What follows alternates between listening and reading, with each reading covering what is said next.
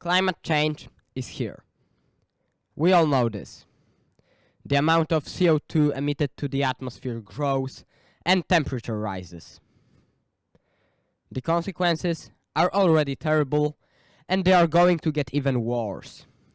But today, I'm not going to rend my garments about the consequences. I'm going to talk about the solution. Innovation. I deeply believe that this is the concept that can lead us to the goal of zero emissions. How? Firstly, through the type of innovation that allows us to use less human resources and energy. According to United States Environmental Protection Agency, transportation sector is the largest emitter of greenhouse gases. Half of these emissions come from passenger cars and light trucks. The most obvious solution that springs to mind are electric cars. They are awesome. Their performance is as good or even better than combustion cars. However, there's one problem with them. Price. Of course, they are cheaper than they were 10 years ago, but they are still not affordable for many people. Some people also aren't satisfied with electric cars' range. Battery plays a huge role in electric cars' price. That's why making cheaper batteries with bigger capacity is an absolute must when it comes to electrifying the transportation. Another important parts of green transition are the ideas of car sharing and self-driving cars. They are strongly linked to each other. When car is not used by its owner, it transports other people.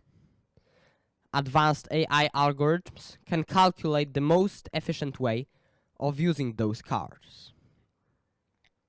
There are also studies on electric planes and ships, but we'll not see them in the nearest future. However, I hope that one day innovation will also bring them to reality. Another great polluter is industrial sector. By electrifying the factories and making them more efficient, we can reduce their emission. Technologies based on machine learning and automation can give a great boost to already very effectiveness-oriented factories. What's more, we can reduce emissions created by the process of production of different materials. For example, concrete production technique that consumes instead of producing CO2 was developed recently. And what's interesting, concrete production is responsible for around a half of industrial emissions. When talking about commercial and residential emissions, the most important thing is implementation of a prosumer model on a large scale. Prosumer is a person who produces and consumes energy. We can do that by lowering the cost of photovoltaic installations so that they will be profitable or at least affordable for an average household. What's more, we can use devices such as smart thermostats that optimize the heating of our households, or smart lighting that is on only when needed. When talking about greenhouse gases emissions, we cannot forget about agricultural sector and yes, beef production. Cows eat a lot of food that needs water to grow, they drink a lot, and yes, they do fart. During cow's digestive process, methane is produced. And now I have bad news for steak lovers. It would be best for environment if you stopped eating any meat or at least beef. It just maths. 36% of world's crop calories are used to feed animals. People directly eat 55%. If we stopped breeding all those animals, we would have 2/3 of current human consumption. But the good news is that scientists already grow meat in their labs using stem cells technology. What's more, we can automate the process of growing plants, there's one thing I need to talk about: water. It is a crucial resource, and we can use new technologies to save or even get that extremely important resource. Sewage plants can make water drinkable again, and desalination plants can make salt water sweet. Okay, I talked about all those things, but in fact, I skipped on purpose one extremely important thing, which is actually the missing puzzle. How are we going to power all those electric cars, automated farms, and powerful AI computers? And as we all know, burning coal isn't necessarily a good idea. You may say, solar panels. Yes, they're awesome, just like wind turbines and hydropower plants. But there's one problem with them that skeptics of 100% transition often mention: continuity and stability of the dirt.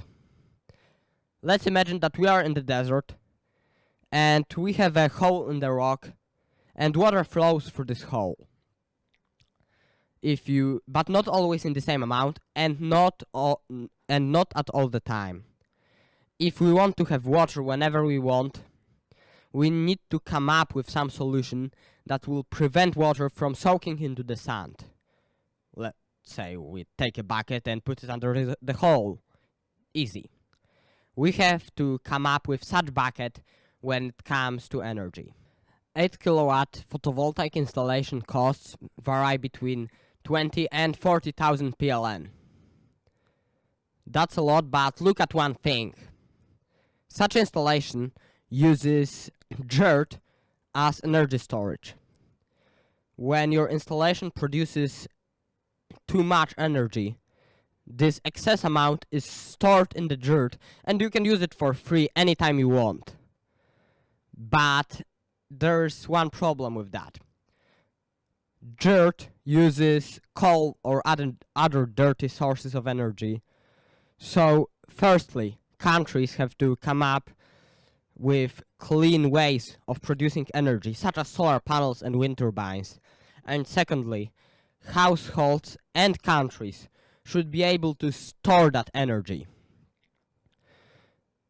This year, during summer vacations, I was riding a bike in Polish villages, and I can tell you that literally every second household had panels on it.